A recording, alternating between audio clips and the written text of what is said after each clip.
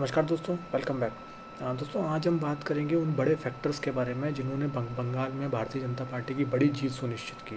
दोस्तों, इसमें सबसे पहला आता है भारतीय जनता पार्टी का अपना कैंपेन लो प्रोफाइल रखना। उन्होंने बंगाल से बाहर के नेताओं को ज़्यादा उनसे प्रचार नहीं करवाया, सिर्फ उन्हीं पॉकेट्स में प्रचार करवाया जहाँ पर बाहर के राज्यों के लोग जो हैं वो रहते थे।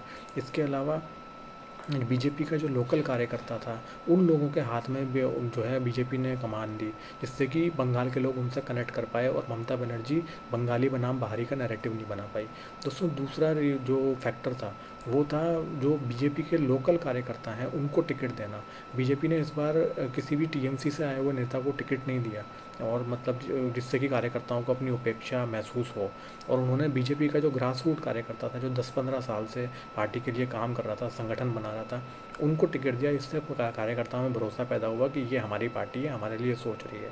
2021 में ये नहीं हुआ था। 2021 में कार्यकर्ता घर बैठ गया था क्योंकि बाहर से आए हुए नेताओं को टिकट दिया गया था। तो तीसरा है अमित शाह जी का बंगाल में 15 दिन का प्रवास। जी हाँ दोस्तों, इससे कार्यकर्ताओं के अंदर और बंगाल की जो माताएं बहनें हैं उनके अंदर महिलाओं में एक विश्वास पैदा हुआ कि हाँ, इस बार बीजेपी सीरियस है और बीजेपी जो है हमारी सुरक्षा करेगी, अगर चुनाव के नतीजे चाहे कुछ भी हों। और इसके अलावा अमित शाह जी ने उनको ये भी भरोसा दिलाया कि आप बिना डर के मतदान कीजिए। मतलब जो वोटिंग मतलब जो मतगणना होगी, रिजल्ट के दिन से लेकर और नई सरकार बनने तक भी सीआरपीएफ के जवान वहाँ तैनात रहेंगे आपकी सुरक्षा में। आपके साथ कोई दुर्व्यवहार नहीं होगा। चौथा था भारतीय जनता पार्टी ने जो ममता बनर्जी पर डायरेक्ट हमला नहीं किया। उन्होंने ममता बनर्जी की सरकार की नीतियों को जो है कटघरे में खड़ा किया। अमित शाह जी ने चार्जशीट निकाली, उन्होंने इंडस्ट्री ना होने की बात की। और पता है, बंगाल में एक डेटा आता है जिसमें ये बताया गया कि पिछले 15 साल में लगभग 7,500 कंपनियां बंगाल से बाहर चली गई।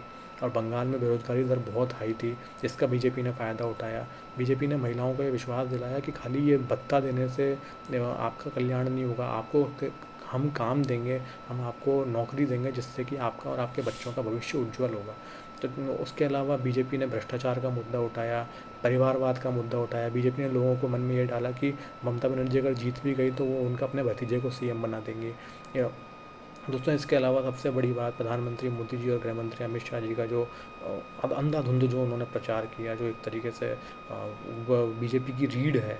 और दोनों ने जो है जनता के मन में यह भरोसा पैदा किया कि आप बिना डर के मतदान कीजिए, इस बार बीजेपी की सरकार बनने जा रही है।